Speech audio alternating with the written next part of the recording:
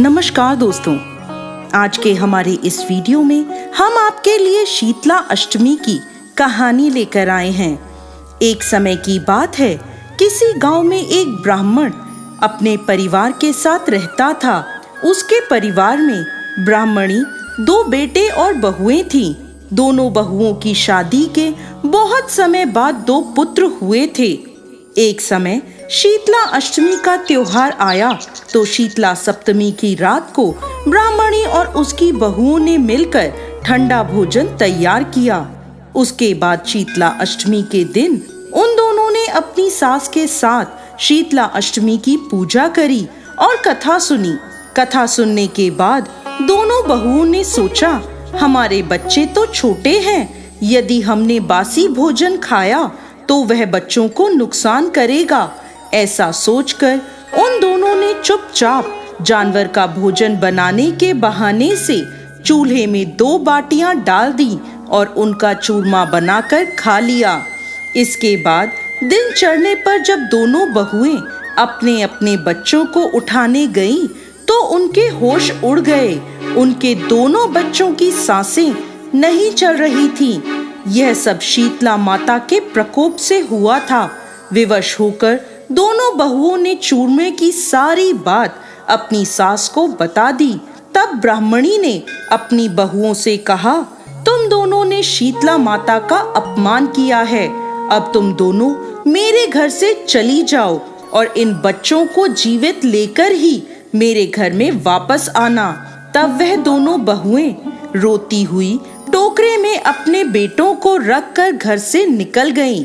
रास्ते में एक सूखा पेड़ आया जिसके नीचे ओरी और शीतला दोनों बहनें बैठी हुई थीं।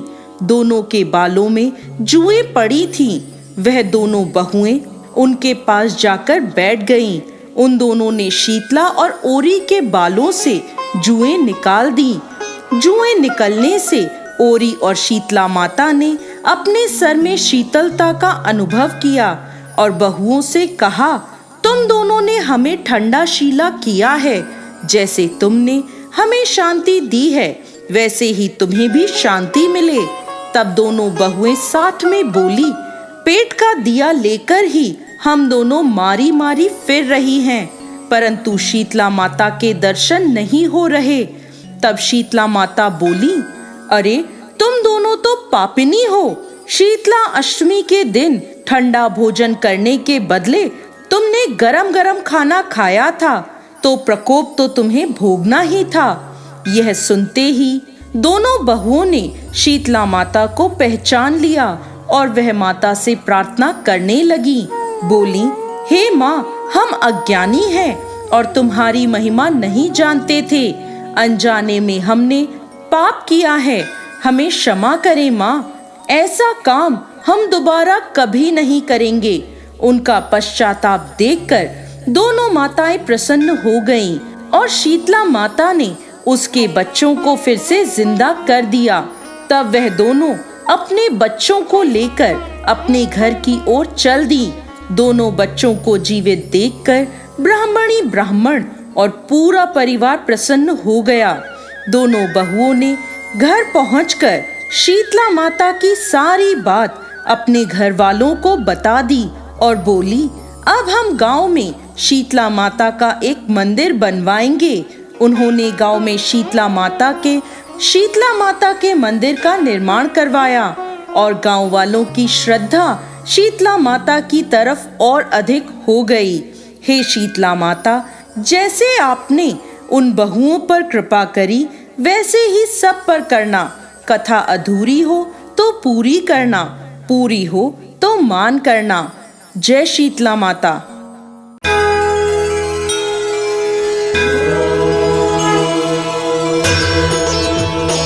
ओम जय शीतला माता, मैया जय शीतला माता।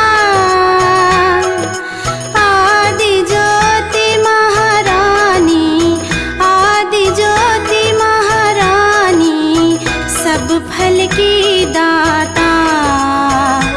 ओम जय शीतला माता, ओम जय शीतला माता।